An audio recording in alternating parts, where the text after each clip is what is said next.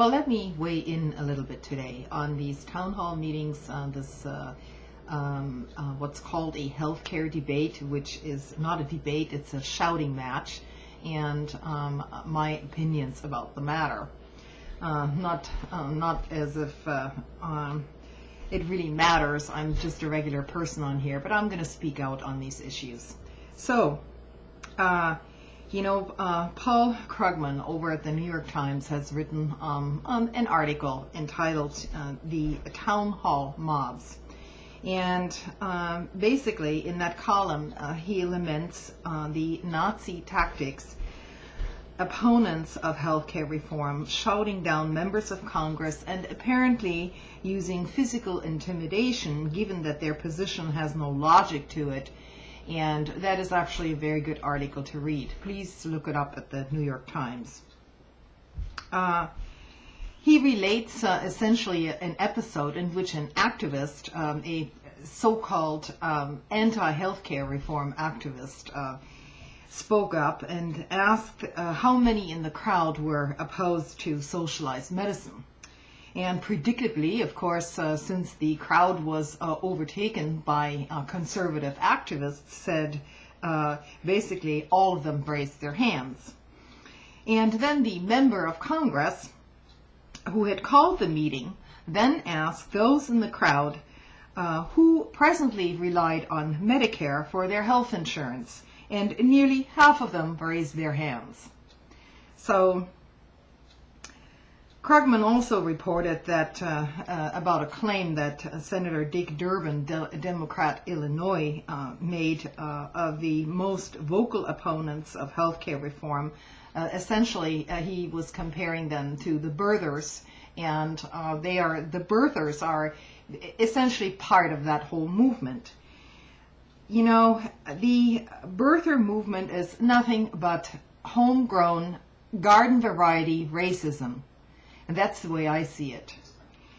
These people simply cannot get over the fact that a black man is now president of the United States, and they will do anything. They will do anything to bring this president down. Whether he agrees with some of their positions or not, it absolutely is. It does not matter to them. The hatred of this man in some quarters in this country is so visceral. It is completely over the top.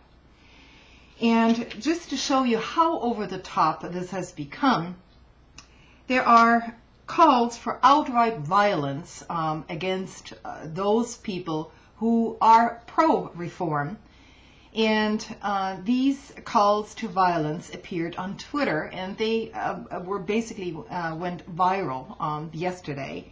And so here is this person by the name of Scott Oskey, who was calling on his hundreds of online followers to bring firearms to town halls. And here's, I'll show you the printout that I have here. I don't know if you can even, you probably can't really read it, but what it says is if ACORN and the SEIU attends these meetings, in other words these town halls, for disruptive purposes, you have a license to carry. And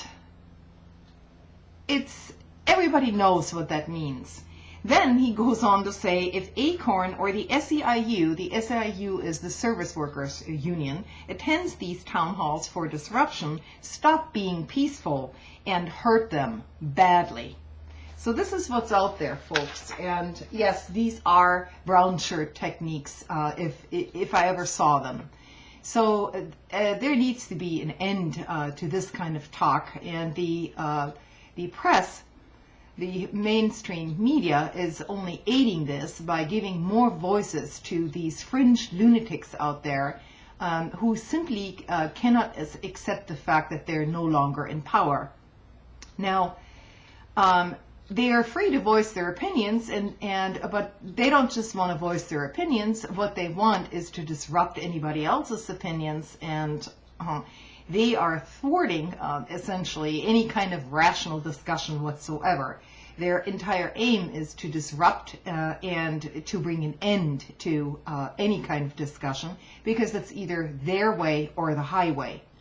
Now, there are plenty of things that one can say about Obama's administration that you don't agree with, and I'm one of those people who is actually not in favor of what Obama is doing, because if anybody thinks Obama is a socialist, you misunderstand the concept of socialism altogether, for one thing.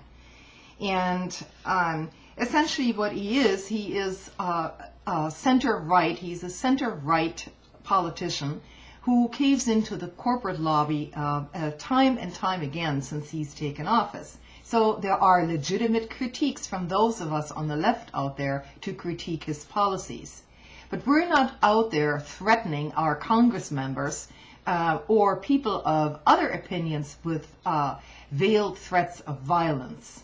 So that just for starters. And in a subsequent video here, I'm going to explain some of what is on the table in terms of healthcare reform at the present moment.